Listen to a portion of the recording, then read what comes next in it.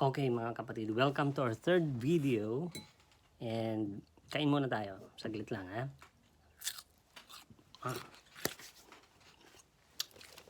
Yun po ang persimmon. And so, if you are new to this series, goal po natin na every day we'll read at least one chapter from the book of Proverbs. Pero dahil 6th day na po ito ng lockdown, kaya tinatapos natin chapters 1 to 6. Actually, ito po yung binabasa ko every day and some other portion of the Bible. Pero just for the sake of everyone following this series, binabasa ko ulit, no, as you read with me sa Bible reading na to. So this is a good discipline po mga kapatid. And I tell you, sabi po sa Psalms chapter 1 verse 1, blessed are you if your delight is in the word of the Lord. If you do not stand along the ways of sinners or sit in the seat of mockers, but your delight is in the law of the Lord, is in the word of God. And so let's keep it up mga kapatid. Chapter 5 na po tayo. We'll read 2 chapters. Bukas, chapter 7, okay? So Proverbs chapter 5. My son, pay attention to my wisdom.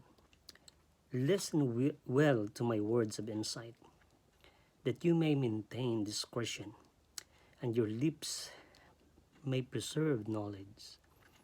For the lips of an adulteress drip honey, and her speech is smoother than oil, but in the end she is bitter as gall, sharp as double-edged sword. Her feet go down to death, her steps lead straight to the grave. She gives no thought to the way of life. Her paths are crooked, but she knows it not. Now then, my sons, listen to me. Do not turn aside from what I say.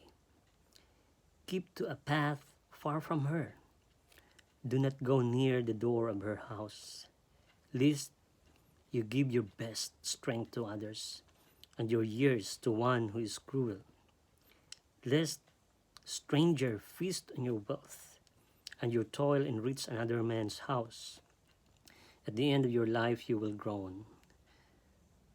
When your flesh and body are spent, you will say, how I hated discipline, how my heart spurned correction.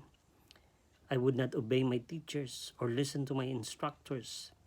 I have come to the brink of utter ruin in the midst of the whole assembly. Verse 15, drink water from your own cistern, running water from your own well. Should your springs overflow in the streets, your streams of water in the public squares, let them be yours alone, never be shared with strangers. May your fountain be blessed, and may you rejoice in the wife of your youth. A loving doe, a graceful deer, may her breasts satisfy you always. May you ever be captivated by her love. Why be captivated, my son, by an adulteress? Why embrace the bosom of another man's wife? For a man's ways are in full view of the Lord, and he examines all his paths. The evil deeds of a wicked man ensnare him. The cords of his sin hold him fast. He will die for lack of discipline, led astray by his own great folly. Chapter 6, verse 1.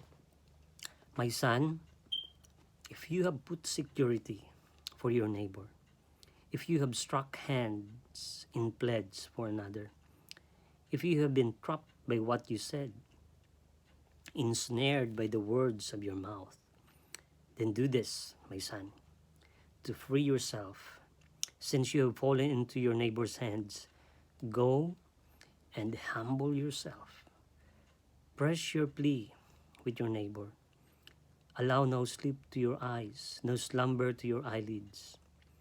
Free yourself like a gazelle from the hand of the hunter, like a bird from the snare of the fowler.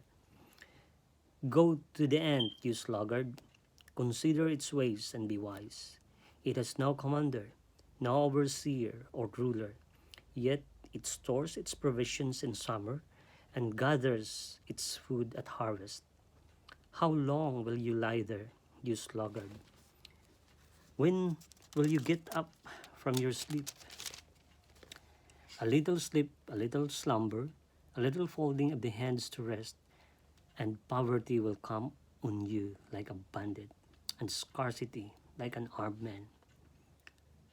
A scoundrel and villain who goes about with a corrupt mouth, who winks with his eye, signals with his feet, and motions with his fingers, who plots evil with deceit in his heart. He always stirs up dissension. Therefore, disaster will overtake him in an instant. He will suddenly be destroyed without remedy. There are 6 things the Lord hates, 7 that are detestable to him: haughty eyes, a lying tongue, hands that shed innocent blood,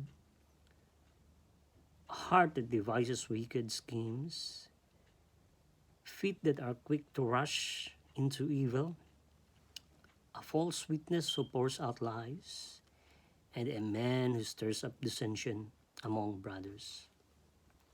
My son, keep your father's commands and do not forsake your mother's teaching.